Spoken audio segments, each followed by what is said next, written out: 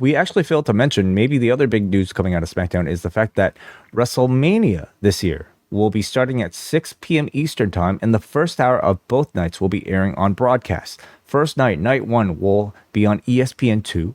The first hour will be on ESPN2, and on night two, the first hour will be on ESPN proper. So that is pretty major news. The first time WrestleMania is getting that. What is essentially, they're not going to call it the kickoff because they're going to probably feature some big matches. But like this is essentially like what, like what AEW has with their tailgate brawls. You get the first hour leading into the pay-per-view. Yeah. What do you think about any of that? I think it's a very good idea to have it on broadcast television. It may be a cable channel, but all the same, a lot of people have it. And I think, it gets it into more people's screens, and then they may well want to continue watching after that first hour is up. I mean, it presents one of the more powerful reasons why you want to be attached to ESPN is to have access to, like that incredible brand and also subscriber base, right? So this is exactly why they went with ESPN, I think, and the amount of promotion that they're going to get on Get Up and all of those other shows on ESPN is going to be enormous. What level of matches do you think they will put on this portion? Because it can't just be like a panel talking, like on this sort of platform, I would assume you get matches and probably matches involving stars. Who are the wrestlers that you can see that you think would be a good fit to show?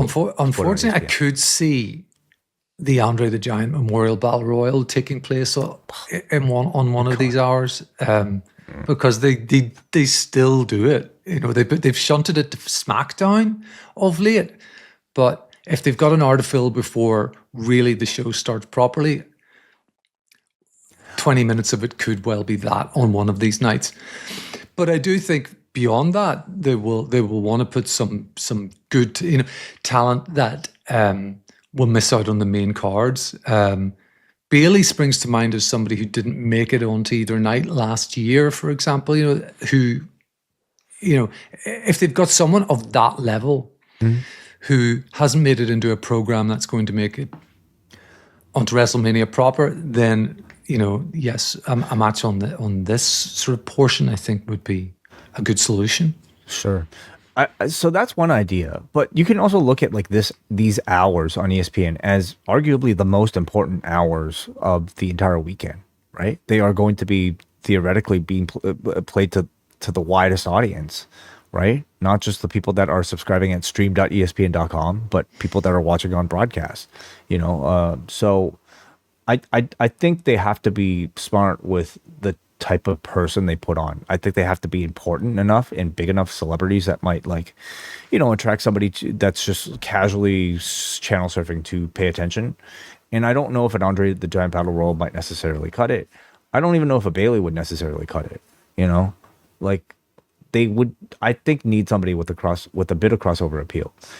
And another question is, like, do they deliver a full match? Like, how much do they give away? Or do they do the AEW thing where one segment bleeds into the pay-per-view? So they might do that. It is only 1 hour. It will be absolutely plastered with the commercials, I'm sure, as well.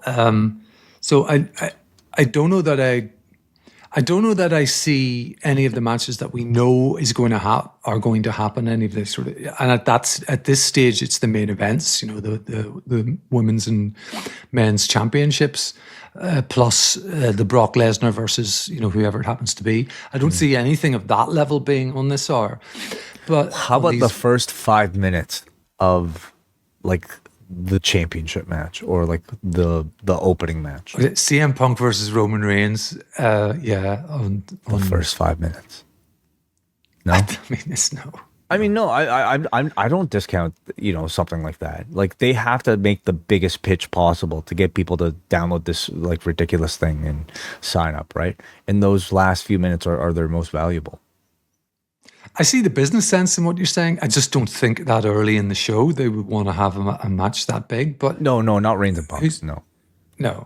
Maybe the triple, if it is a triple threat, Drew, Cody, and Randy. And that's only a theory. Of course, that may very well not come to pass. But something big, certainly, yeah. I think whatever could Logan's see. involved with, is that maybe they do the masked man reveal like right before the 7 o'clock switch over. Yeah, could be. I don't know. The cynic in me, though, does also see panel discussions. And so I think in this hour, you in these 2 hours on the Saturday and on Sunday, we may only get a couple of matches in each. It's so boring, just to do it. I agree, it's boring, but I don't know. But you're right that this shop window of ESPN proper, in particular on night should 2, not be ESPN, wasted. ESPN proper on night 2, night 1, it's ESPN 2, which is still good. Second place is not bad. February on the Post Wrestling Cafe, we continue our review of Season 2 of WWE Unreal, including a big look at Seth Rollins' fake injury, which culminated in his appearance at SummerSlam. We're going to be looking back at Shinya Hashimoto with a special career retrospective on Rewind Away, plus a review of Extreme Rules 2011, as John Cena announces to the WWE audience that Osama bin Laden has been compromised to a permanent end. We'll also take a look at New Beginning in Osaka, TNA No Surrender, and new members can take advantage of a 7-day free trial.